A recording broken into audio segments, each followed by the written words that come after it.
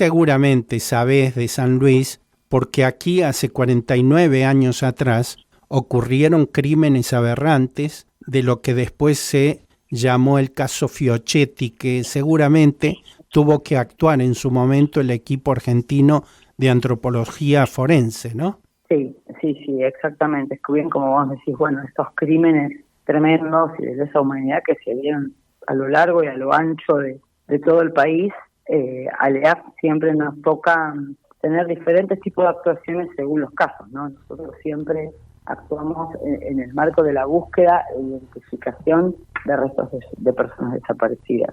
Obviamente nuestra historia nos remite al contexto de desapariciones forzadas en el marco de crímenes de lesa humanidad, pero también nos toca intervenir en casos de desapariciones producidas en democracia, como es el caso de Diego. Que hay miles de casos, recién me estoy enterando, miles. Exactamente. El caso de Diego es un caso muy relevante y muy importante, obviamente porque también estamos hablando de que se pudo arribar a una identificación de esos restos en muy poco tiempo. Pero pensemos que hoy en día nos conmueve la historia de Diego y de su familia y de esa búsqueda de 41 años, pero hay un montón de otras familias que están en esa situación.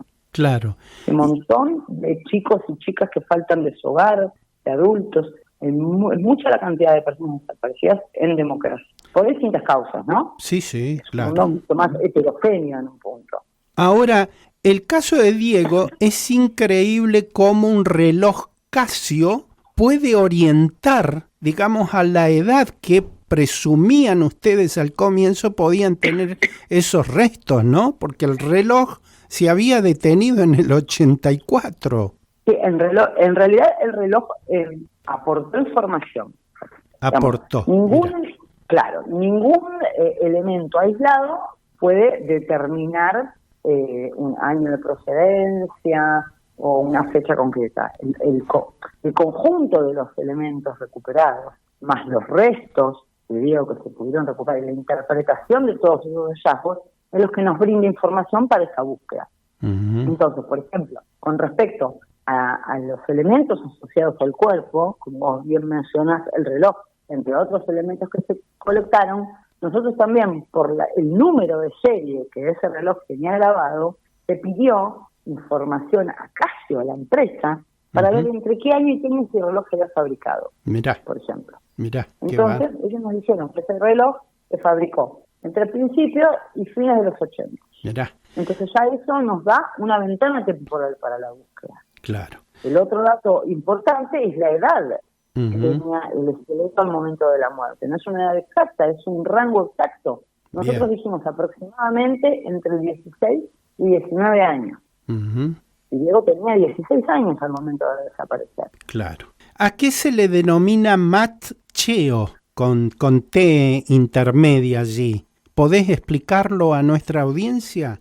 Perfecto. El matcheo es una coincidencia. Un match en inglés es coincidencia. Entonces, hay diferentes coincidencias entre toda la información reunida en este caso que a nosotros nos permite identificar un cuerpo. Por ejemplo, esta información que yo le digo que se recuperó del esqueleto, como la edad aproximada al momento de la muerte, la estatura, las características ontológicas matchean, o sea, coinciden con la información de Diego al momento de desaparecer. Un adolescente de 16 años, de una determinada estatura. Eso es un match, es una coincidencia. Bien. Pero después hay otro macheo, que es el macheo genético. Que es, una vez que esos restos son recuperados y analizados, se toma una muestra, una pequeña muestra ósea. Esa muestra es enviada a un laboratorio genético que tiene el equipo en la ciudad de Córdoba. Y esa muestra, ¿cómo se hace para identificar? Se compara. ¿Con qué se compara? Con una muestra de sangre que en ese momento nos entrega la mamá de Diego. Entonces, ese hueso se compara con esa muestra de sangre y se extrae lo que se llama la información genética que hay contenida en el hueso y en la sangre. Y ahí se produce otro macheo. Hay una coincidencia. La información genética de este huesito nos dice que este huesito tiene una relación biológica con la información genética contenida en la muestra de esta mamá, del 99,99999%. Eso es un match, es una coincidencia. Y la otra pregunta es la causa de muerte, que Aquí Diego muere porque fue asesinado, digamos. Y aquí lo que otra vez, volvemos a cómo nos hablan los huesos, cómo a través del análisis que un antropólogo hace de esos restos hablan, nos dan información. Bien. Lo que nosotros encontramos son signos de violencia en el cuerpo de Diego. Por ejemplo, una huella de herida de arma blanca en una cuarta costilla derecha, otras heridas que se producen en los miembros superiores e inferiores, a nivel de la cadera y de lo que sería el antebrazo. Entonces, esas huellas se dejan en los huesos, implican que ese cuerpo fue sometido a violencia. Nosotros no podemos determinar exactamente cuál es la causa exacta de la muerte, porque eso no lo hace un antropólogo, eso en general lo hace un médico forense. Bien. El antropólogo lo que hace es describir e interpretar, bueno, este cuerpo tuvo un trato de violencia en las últimas horas de vida, sí lo tuvo, sí hay huellas de violencia. No estamos aquí hablando de una muerte natural. Bien. ¿Cuál es el problema cuando un antropólogo trabaja con un cuerpo? Que nosotros trabajamos con restos óseos justamente, no vemos órganos ni tejido blando, entonces puede haber un montón de otras heridas que no dejen marcas en los huesos. Esas heridas nosotros no las vamos a poder ver. Bien. Nosotros nos tenemos que circunscribir muy estrictamente a lo que pueda haber dejado una marca en los restos.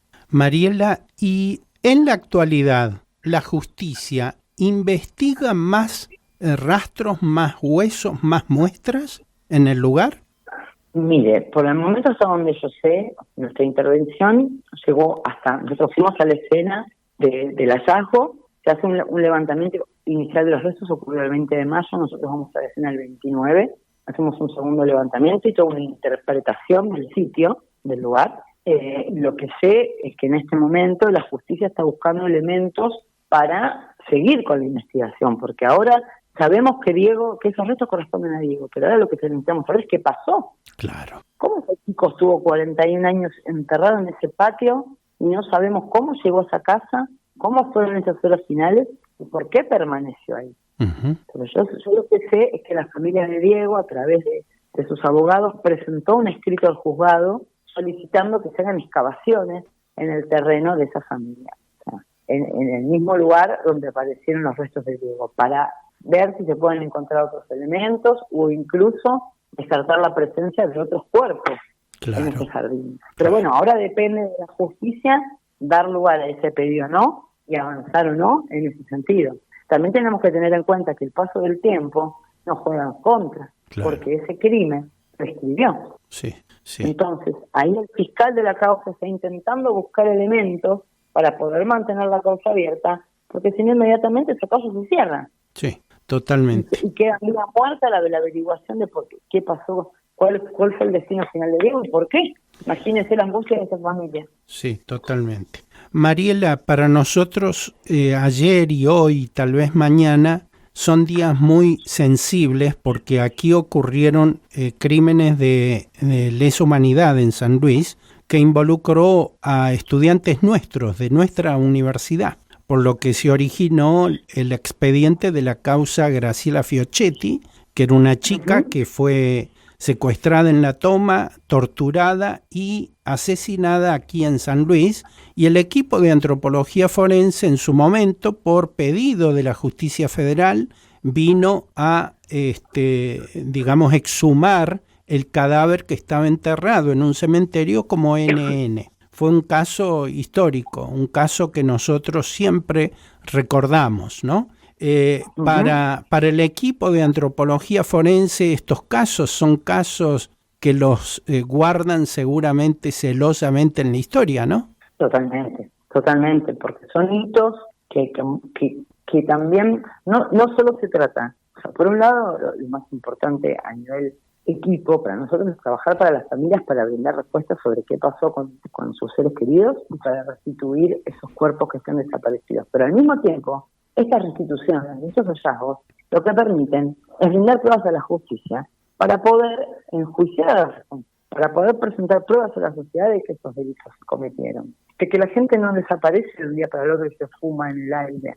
La gente desaparece porque hay un Estado o porque hay grupos de ese Estado que han desaparecido a esas personas, que los han torturado, que han dispuesto clandestinamente de sus restos y que han intentado borrar su huella de la historia. Entonces, cada hallazgo y cada caso que se esclarece, también no solo recuperar un cuerpo, sino recuperar una historia, recuperar realidades que nos ayudan a mantener la memoria, a mantener vivo el recuerdo de esas personas, de cómo murieron. También nos sirve socialmente para mantener viva la memoria y para garantizar que esos sucesos no vuelvan a suceder. Porque sin un ejercicio de memoria y de justicia, estamos condenados a repetir la historia. Y eso es lo peligroso. Por eso es tan importante también esta labor que hacen ustedes de difundir estos casos, de difundir la labor, de difundir la posibilidad de que las familias se acerquen para poder brindar sus muestras y seguir en esta búsqueda. Nosotros al día de hoy tenemos más de 800 cuerpos en custodia sin identificación en el EASO. 800. Es todo lo que falta por hacer. Todo lo que falta por hacer. Es muchísimo. Muchísimo. Mariela, muchas gracias, muy detallista y muy solidaria para brindarnos toda esta información. Por favor, le agradezco mucho el contacto y que tenga una buena tarde y saludos a todos los puntanos. Es un gusto.